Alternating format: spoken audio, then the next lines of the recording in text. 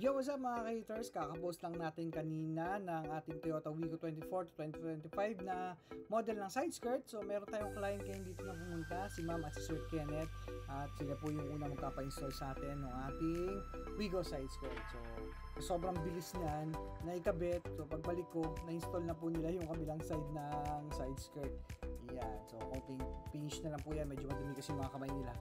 Yan. So madali lang po yan, screw lang din po yan, kasama na rin po yan. So once nag-order kayo sa amin ng side skirt, nandiyan si Ma'am. At ito po, sa kabilang side lang tayo humabol para pakita sa inyo paano siya i-install.